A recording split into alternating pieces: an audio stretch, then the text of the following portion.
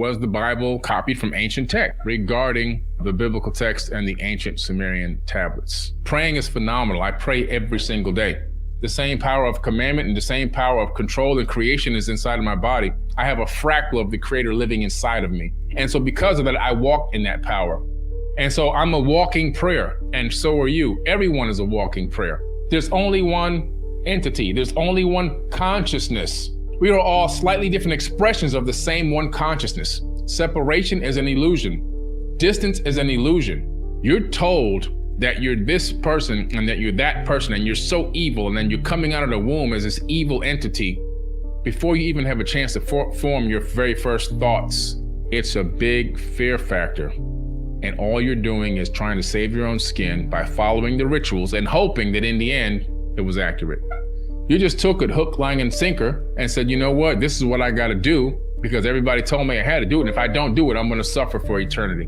But what I do is I give thanks. I say thank you with pure heart and gratitude and soul from myself to the Creator of the universe.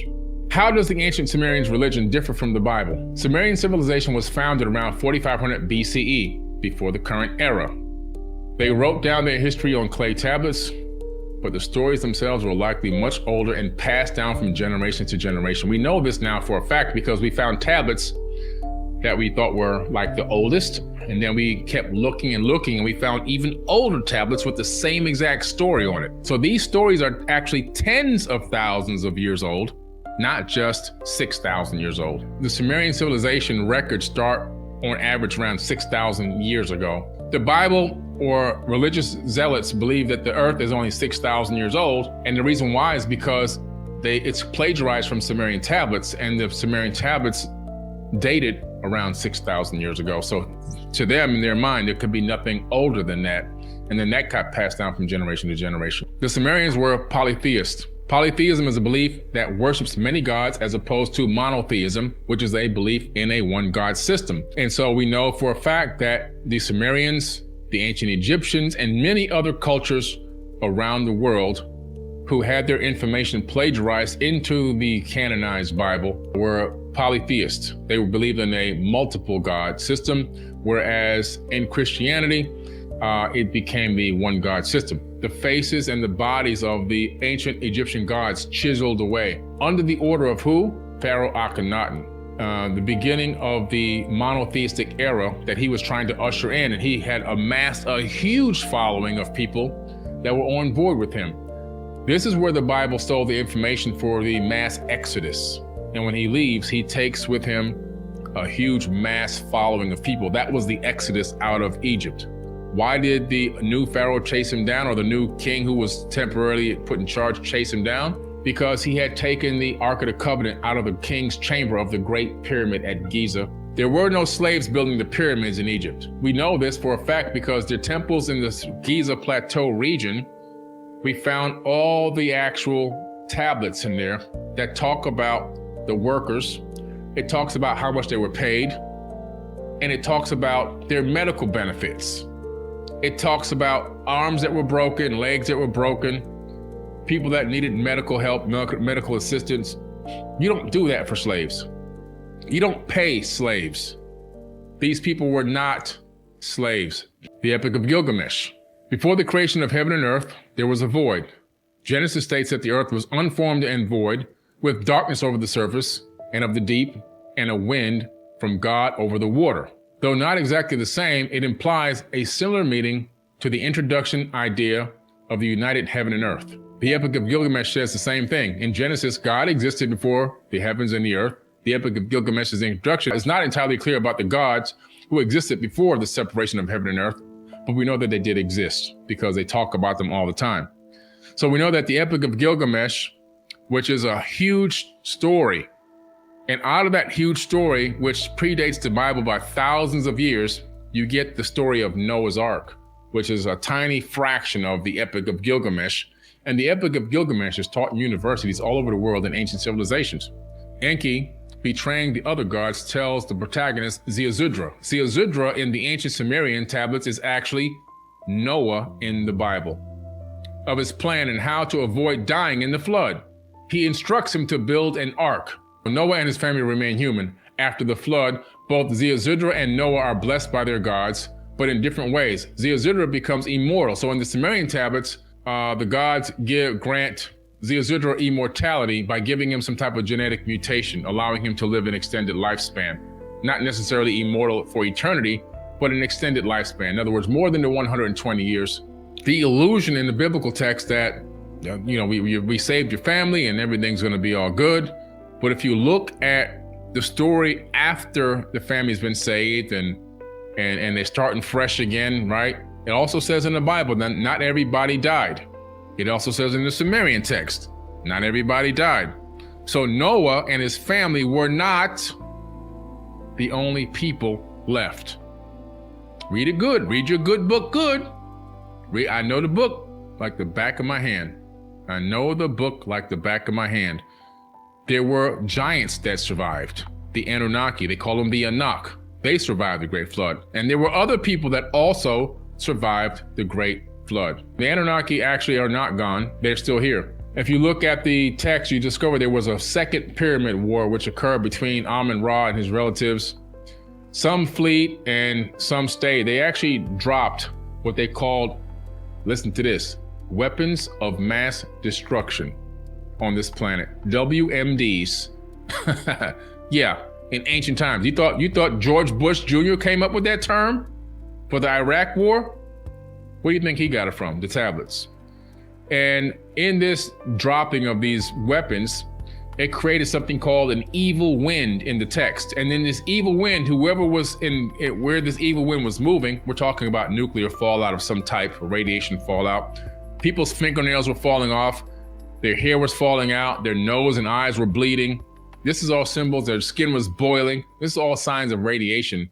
Beings from somewhere else came to this planet and began to build a kingdom or a breakaway civilization on Earth. A lot of people get confused about who and what the Anunnaki actually are. Anunnaki, the term, it's a term, it's not a name. The term Anunnaki is actually a generalized term to describe beings that are not from Earth. The way it was defined by the Sumerians, it was that it's a generalized term, those who came from heaven to Earth. And that term has made it into many other texts in various alterations. Even in the Bible, it says they call them the Anak, the A-N-A-K. In ancient Egypt, they call them the Nitiru. Now, when you look deeper into where these people came from, you start to go through a lot of various different texts, and you begin to realize it's not just one group of people that came from one planet. It appears to be a group of people that came from multiple planets, even multiple solar systems. According to the ancient text, not according to Billy Carson. You dig deeper into these, you start looking at the Enuma Elish and the 7 tablets of creation, the Epic of Gilgamesh, the Epic of Atrahasis,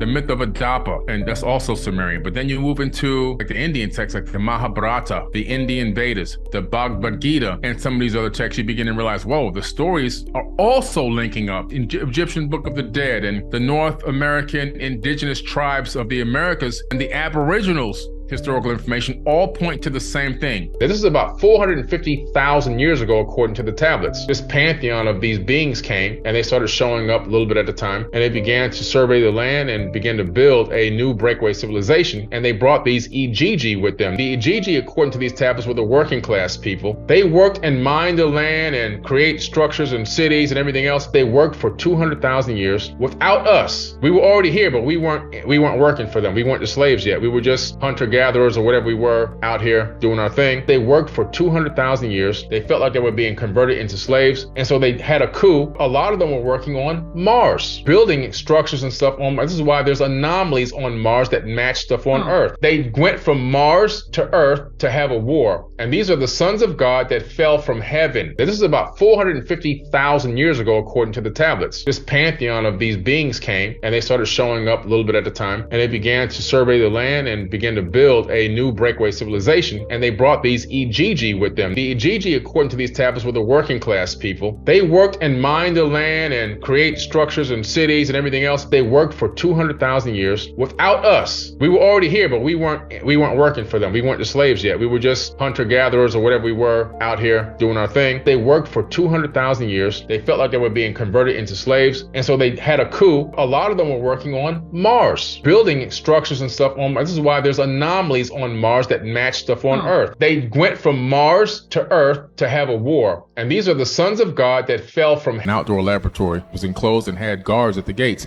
It even tells you there were guards at the gates in the modern day Bible. What do you mean?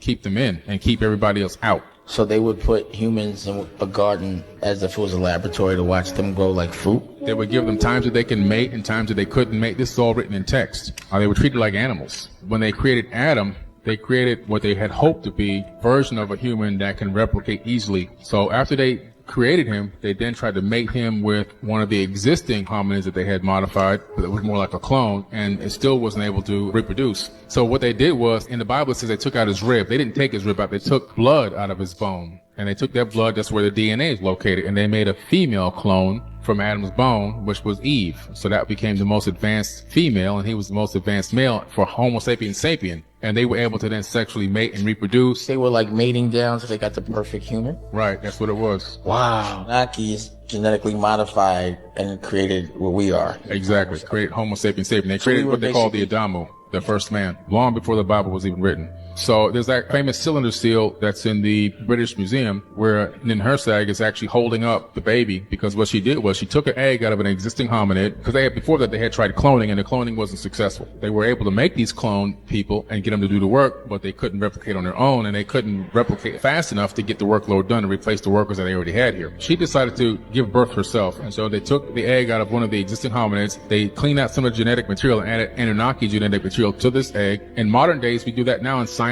We do that right here in doctors and hospitals, creating what they call a zygote. They insert that zygote back into her womb, and she took the baby to full term. She actually took it to 10 months and gave birth to the first Adamu. This is baked in clay stone and been around for 8,000 years. And she's holding the baby up, and she says, "My hands have made it." And she called it Adamu. The first Bible, you have the Tower of Babel incident, when Yahweh returns and sees that the humans are building this tower. Well, Yahweh had gone away for a while. And if you go into the Sumerian tablets, you discover the same exact story. The Bible copied it from the Sumerian tablets. So Yahweh is Enlil, Enki's brother. Yes. The evil one, the true Satan, the Satan, the Lord of Eden. That was his name. But he had gone away, and to wherever they go when they leave, whether other planets, other soul, who knows where they go. But when he came back, this tower was being built. So obviously he's not omnipresent, because he would have known it was being built if he was a real creator of the universe. It shocked him, and he realized that humans had the capability to not only catch up to the Anunnaki, but maybe even surpass them. And that's when he knocked down the tower, then took the people who were working in unison together as one, separated them, split up their languages, and put them all over the world, spread them out. Then they put genetic markers on the people, creating Asians, this, that, everybody was one, then became. We're talking about some type of deadly machine. Enlil, aka Yahweh in the Bible, he creates this thing. Is something like a monster, but it's really a machine of some type. It's clearly not a person. Humbaba's roar is a flood. His mouth is fire. His breath is death. He says this machine can hear up to 100 leagues away. We're talking about 300 miles. Enlil did this, he created this thing because people were deforesting too much. They were tearing down the entire forest. Same thing going on right now. They had no control. He had to say, we can't let this forest become torn completely down. We need this forest. So what did he do? He creates this Humbaba, which is this type of technology, in my opinion. They will say it was Gilgamesh who locked in battle with Humbaba. Terrible. So they're getting ready to go attack this thing, this animal or this monster, or maybe this machine that's waiting to protect the forest, this protector of the forest. This maybe some type of a massive Boston Dynamics type robot, but this thing, it literally spews some type of material out of its mouth that will kill you. That don't sound like a human being to me. This sounds like a weapon that's protecting the forest. The Enlil says, nobody's gonna mess with my forest, I don't care, and I'm gonna put a protector that can hear up to 300 miles away. If one bush is rustling in the wind, it's gonna go inspect it. And for it to hear something 300 miles away, that means it can get to that point very fast. Because if I'm rustling in the woods and I'm getting ready to chop down a tree and it hears me, it obviously has the capability of getting to me at a very rapid pace, covering a massive amount of miles in a very short period of time. Most likely before I'm done doing what I'm trying to do, so that it can capture me and kill me. We're talking about technology because a man can't run that fast. This is crazy stuff. I love reading this stuff because it takes me way back. And it's like I'm seeing through the eyes of ancient ancestors and what they experienced, what they saw, what they were told to write down, what they knew, and how they can describe what they saw to the best of their ability and how life was in those times. The actual word thought comes from Thoth. He's the first intelligencer. He's the first person that was given a mission by his father, Thothme, who's also known as Enki in the Sumerian tablets, to go out and raise high levels of civilization around the planet, which he did. He took a crew with him and he did this, and his job was to do this after a great flood that occurred over 36,000 years ago. In the opening scene of the Emerald Tablets, which was written by him himself, he states that the waters were finally starting to recede and the mountains were coming back up. People that had survived were coming out of the caves. He could be multidimensional. I mean, he often talked about being able to go through portals into other dimensions and also visit other planets. One thing about him is that he had talked about developing these avatar bodies. So I believe that he was a physical being because he would transfer his consciousness from one avatar body to the next. Other evidence that shows that he was a physical person was the fact that he had ruled, documented now in the Egyptian hieroglyphs, ruled over Egypt for 14,000 years in the ancient past. He also was seen by people in Mesoamerica. When he left Africa, he took Olmecs with him, African Olmecs, and they went and kickstarted the Teotihuacan civilization in Mexico. These people, these beings are super advanced people. I mean, they are probably a million years ahead of us. So if you look at where we came from in the last 100 years, from the horse buggy all the way to now space travel and sending remote control cars to Mars and to other moons in our solar system, imagine now 1 million years from now. I mean, the technology we're going to have is totally sick. We're going to be able to live for probably tens of thousands of years, you know, if we go on the right path and take the right journey. So these people, obviously, being that they had started many, many years before us, had developed spiritual technology and hard technology. From all the years of really like investigative research into ancient tablets, texts, cylinder scrolls, papyruses, I mean, various different texts around the world, and also talking to indigenous people, sages, real homegrown indigenous people, finding out that we're living in what they call a sleepy time or a dream world. The Mayans called it also a dream world as well. This realm that we're in the third dimension is actually an illusion. And now modern science is starting to catch up to that. But what does that really mean as far as us as being sentient beings? Well, when you look deep into the illusion or the mechanics behind the illusion, you discover that we're living in a light matrix, a matrix made of light, and that even our bodies are made of light, and we're also multidimensional. So our consciousness actually streams down from multiple levels of dimensions to get into this third dimensional density, and then our bodies, literally, which are light vessels, collapse into what we consider to be a solid object to encase this consciousness stream that comes in. But the consciousness stream, according to these tablets and texts and all these indigenous people, is the same one source. So this consciousness source has literally divided itself up into Googles of entities, and where it now has become, it appears to be me, appears to be you, appears to be other people. But it's not just that, it even goes deeper. It goes all the way down to the atomic level. So we're talking about the experience of a consciousness, a mass divine consciousness trying to experience itself from every perspective that exists in the third dimension. And everything in the third dimension is divine, not just human beings. Everything is sentient, not just human beings. Even a rock is a sentient being. And when we understand that, the way that we treat the world around us, the way we treat people, the way that we treat and respect even our own selves will completely change